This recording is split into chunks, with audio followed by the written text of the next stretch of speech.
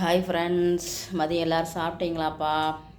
நாங்கள் இனிமேல் தான் சாப்பிட போகிறோம். இப்போ தான் பையன் வந்துட்டு ஸ்கூல்லேருந்து வந்தான். ஏன்னா சின்னவன் போகலன்ட்டு நான் காலையில் போட்டிருந்த மினி விழாக்குள்ளேயே சொல்லியிருப்பேன். இப்போ பெரிய பையன் ஸ்கூல்லேருந்து வந்துட்டான். அவனுக்கு அந்த ஜலதோஷம் இருக்கிறதுனால நாங்கள் அது 2 நாளைக்கு முன்னாடியே நாங்கள் ஹாஸ்பிட்டலுக்கு போயிட்டு வந்தோன்றதையும் நான் சொல்லியிருப்பேன். அதோட தான் அவன் ஸ்கூலுக்கு போயிட்டு வந்துட்டுருக்கான். இன்றைக்கி மதியம் வரைக்கும் ஒரே மழை பார்த்துக்கோங்க. அதனால் நான் ஆயிடுச்சு இன்றைக்கி காலையில் தோசைக்கு சாம்பார் வச்சேன்னு சொன்னேன்னா, அதனால் மதியம் சுட சுட ஒயிட் ரைஸ் பண்ணேன்ப்பா. சாதம் அப்படியே இருக்குது பார்த்துக்கோங்க.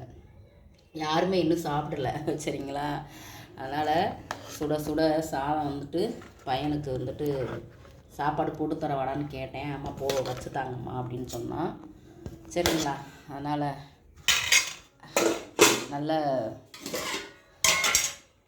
தொண்டையெல்லாம் வலியாக இருக்குதா ஜலதோஷத்தினால, அதனால் முருங்கை இலை ரசம் வச்சுருக்கிறேன்.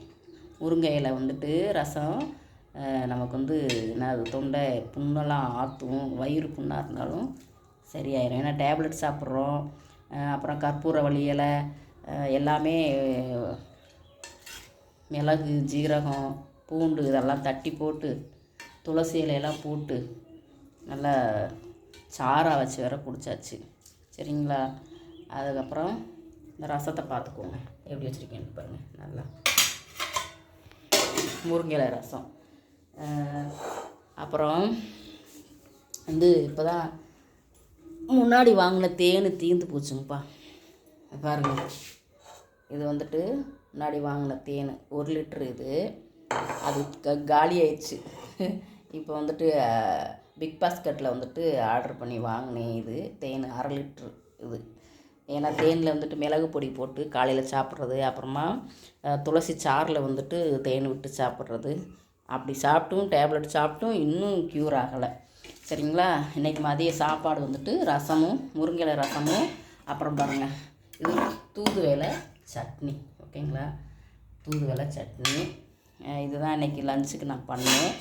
ஏன்னா இந்த நரம்பில் வேறு ஊசி போட்டாங்கப்பா.